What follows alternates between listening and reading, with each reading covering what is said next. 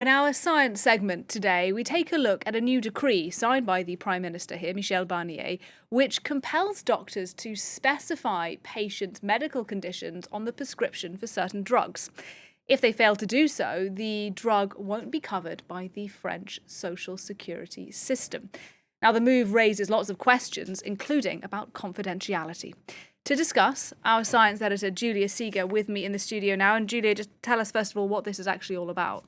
Well, as you said, indeed, it's a decree that was signed by Michel Barnier, the French Prime Minister, on October 30th as part of the 2024 Social Security Financing Law. And it provides the coverage, the fact that the coverage of certain drugs are now going to be conditional on doctors providing more information on the pathology, on the medical conditions of a patient to explain himself on why he chose that specific drug in the first place. Now, according to the decree, the goal is to reinforce the relevance of medical prescriptions. But in reality, the goal is really to try to police a little bit more doctors and try to track what they call abusive prescriptions, making sure that they don't prescribe drugs that aren't officially recommended by the High Health Authority to treat a certain pathology. So if they do, as you said, if they write up prescriptions that are outside the recommendations, the drugs simply won't be reimbursed.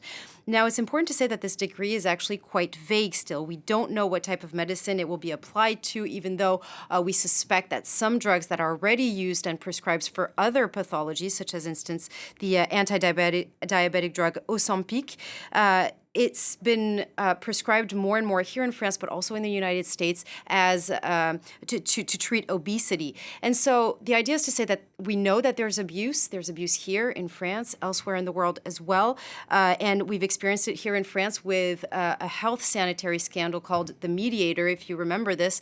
But of course, it was an anti-diabetic drug that was also prescribed to lose weight to women, and it had huge side effects on women. So there is abuse, that's a fact. But what doctors are saying, that it's still quite minimal compared to the damage this type of decree can have on deontology and specifically on medical secrecy. So we don't know yet. It doesn't specify either where exactly the doctor is going to have to put that information on the pathology of the patient. It says either on the prescription or on an attached document. But what we know is that then this information will be accessible to pharmacists and also to the health insurance fund to which the patient is attached. And as you say, there are doctors who are quite concerned about this, not least because of confidentiality issues. That's right.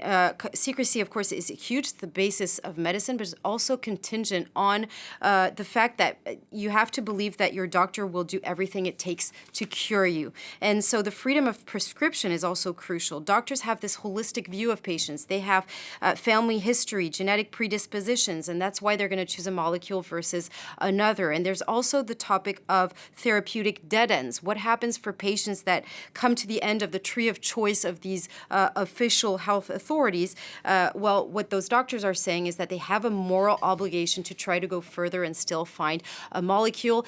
This is at least what François Vincent believes. He's a lung specialist and the head of the department of the Limoges Hospital. Let's take a listen.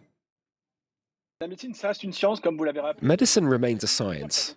I usually say that medicine is the science of doubt and the art of uncertainty. I tell my students, don't trust doctors who have no doubts, avoid them. When we engage in a therapeutic route with patients, of course, we follow 9 times out of 10 official indications that are supported by medical references, according to the recommendations of the High Health Authority. On that topic, the High Health Authority was right to restore a little clarity on when to prescribe certain drugs, but beyond that, there is a moment where we owe ourselves not to experiment in the sense of experimenting on a mouse, but to experiment directly with the patient, to find a therapeutic trajectory which isn't always in line with the recommendations of health authorities. And that's because the diagnosis isn't always the right one. We make diagnostic hypotheses, but we also make treatment hypotheses. And we do it with the full understanding of our patients. So the fear that doctors have here in France is that more and more medicine is going to become very rigid according to protocol only, in place of, for instance, a field medicine that still dares to treat patients hand in hand and with their full understanding. This is a trend that is indeed coming from the United States. It's the evidence-based medicine, which is of course necessary, but what they're saying is that it can't be the only way. You still have to listen closely to your patient. patient have that secrecy, but also have that trust. Julia Seeger, thanks very much.